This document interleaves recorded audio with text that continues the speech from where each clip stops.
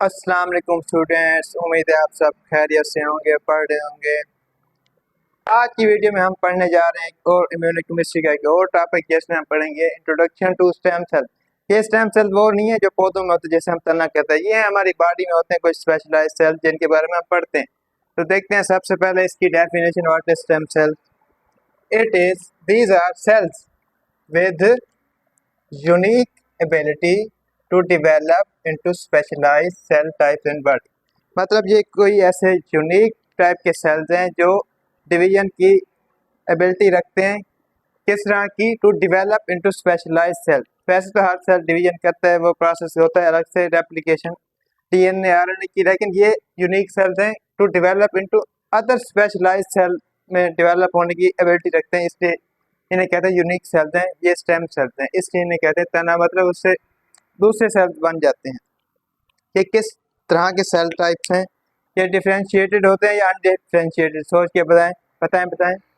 चलो मैं बता देता हूँ, ये है अनडिफरेंशिएटेड सेल, जो कि बॉडी की ज़रूरत के मुताबिक, नीड के मुताबिक खुद को डिफरेंशिएट करके स्पेशलाइज्ड सेल टाइप्स बना देते हैं। फॉर एग्जांपल हेमाटोपोइटिक सेल्स हैं जो कि ब्लड सेल बनाते हैं, वो एक स्टेम सेल की एग्जांपल है। तो याद रखना, स्टेम सेल्स कौन से एमसीक्यूज आ सकते हैं किसी पेपर में। They are undifferentiated cell types in body. तो अब देखते हैं ये कहाँ कहाँ पाए जाते हैं। ये डिफरेंट डिफरेंट जगहों पर पाए जाते हैं। फॉर एग्जांपल बोन मैरो हो गया, और क्या हो गया, ब्रेन हो गया, ब्लड वेसल्स हो गए, इन डिफरेंट डिफरेंट जगहों पर पाया जाता है। बाकी लीवर्स में भी पाया जाता है, ये डिटेल में पढ़ते हैं। अब देखते हैं इनके कुछ दो ऐसे करैक्टर हैं जिस चीज़ में मौजूद हो तो हम उन्हें कह सकते हैं कि वो स्टेम सेल्स हैं। ऐसे सेल्स जिनमें ये दो करैक्टर होंगे तो वो स्टेम सेल्स होंगे। तो देखते हैं कौन कौन से हैं। पहला वही है जो मैं पहले बता चुका हूँ, undifferentiated cells capable of renewing themselves.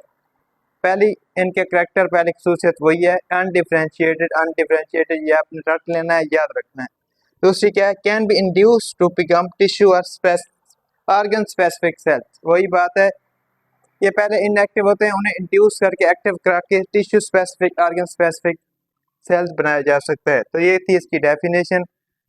Found in and character. अब देखते हैं इसकी टाइप्स है, डिफरेंट टाइप्स के होते हैं। डिफरेंट टाइप्स डिफरेंट टिश्यूज में, डिफरेंट सेल्स में डिवाइड होते हैं, डेवलप होते हैं। सबसे पहले एम्ब्रियोनिक स्टेम सेल, फिर है एडल्ट स्टेम सेल, फिर इंड्यूस्ड प्लुरिपोटेंट स्टेम सेल। सबसे पहले देखते हैं एम्ब्रियोनिक। नाम से ही ज़ाहिर है एम्ब्रियो से रिलेटेड है। हम एम्ब्रियो ब्लास्टोसिस्ट की स्टेज पे होगा, उस वक्त जब जो सेल्स हम डिराइव करेंगे उन्हें कहते हैं एम्ब्रियोनिक स्टेम सेल्स। यही मैंने इधर लिखा है, derived from inner cell mass of blastocyst. Blastocyst क्या होता है? अर्ली स्टेज पे जो एम्ब्रियो की early stage is called blastocyst. तो उससे जो सेल हम डिराइव करेंगे उन्हें कहते हैं एम्ब्रियोनिक स्टेम सेल। इनका फंक्शन क्या है? ये है प्लोरीपोटेंट। प्लोरीपोटेंट का मतलब क्या है? They can be differentiated into any type of cell in the body. इनकी कोई रेंज नहीं है, इनकी कोई लिमिट नहीं है कि इस सेल में डिवेलप हो सकते हैं, इसमें नहीं हो सकती। ये किसी भी तरह के सेल में डिवेलप हो सकते हैं, किसी भी तरह के सेल में डिफरेंशिएट हो सकते हैं बॉडी में। तो यही मैंने लिखा, differentiate into almost any type of cell in body. तो ये हो गया एम्ब्रियोनिक स्टेम सेल। अब देखते हैं एडल्ट स्टेम सेल। ये क्या होते हैं, कहाँ पाए जाते हैं, इनका सोर्स क्या है? यही मैंने हर किसी के दो दो पॉइंट लिखे। पहला सोर्स है, दूसरा इसका पोटेंसी या फंक्शन है। अब ऐसे सोर्स क्या है? ब्रेन में होते हैं, ब्लड में होते हैं, बोन मैरो में होते हैं, लीवर में भी हो सकते हैं ये वाले। अब इसका फंक्शन क्या है? इसकी फॉर्म किस फॉर्म में एक्टिव होता है, किस फॉर्म में फंक्शनिंग करता है? ये मल्टीपोटेंट है। Differentiate into limited range of cell type. पहला क्या था? प्लोरीपोटेंट। ये डिफरेंस आपने याद रखना है नाम से। नाम अगर देखेंगे शायद आप उलट इसका मतलब बता दें।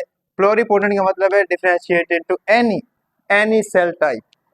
मल्टी का मतलब मल्टीपल सेल्स में डिवाइड हो सकते हैं, लेकिन फिर भी उनकी लिमिटेड रेंज है। लिमिटेड रेंज की सेल टाइप में डिवाइड हो सकते हैं, ऑल टाइप के नहीं है। प्लोरीपोटेंट का मतलब था ऑल टाइप में डिफरेंशिएट हो सकते हैं। मल्टी का मतलब है इनकी लिमिटेड रेंज है, लेकिन है मल्टी, फ्यू नहीं है, मल्टी है, लेकिन फिर भी उनकी लिमिटेड रेंज है। तो ये है मल्टीपोटेंट। डिफरेंट बुक्स में आपको इनकी टाइप डिफरेंट नेम से भी हो सकती है, इसी तरह हो सकती है, प्लोरीपोटेंट, मल्टीपोटेंट, यूनिपोटेंट। तो आपकी मर्जी है, इस तरह लिखो या उस तरह लिखो। ओके, अब देखते हैं इसकी last main type, induced pluripotent stem cell. Pluripotent तो वही है। अब देखते हैं इंड्यूस क्यों आया है। ये है adult cells genetically reprogram to embryonic stem cell। मैंने क्या कहा है, ये इन दो का एसएमएच कॉम्बिनेशन है। ये हमने पढ़ा एडल्ट स्टेम, मैंने इधर लिखा ये इंड्यूस प्लुरिपोटेंट भी एडल्ट स्टेम सेल्स हैं। इन्हें क्या किया गया है, जेनेटिकली रिप्रोग्राम किया गया है, किसमें, एम्ब्रियोनिक स्टेम सेल्स में। पहले वाली दो समझ जाओगे तो ये इनका एसएमएच कॉम्बिनेशन मिक्सचर है, यही मैंने लिखा है adult cell genetically reprogram to embryonic stem cell, ठीक है।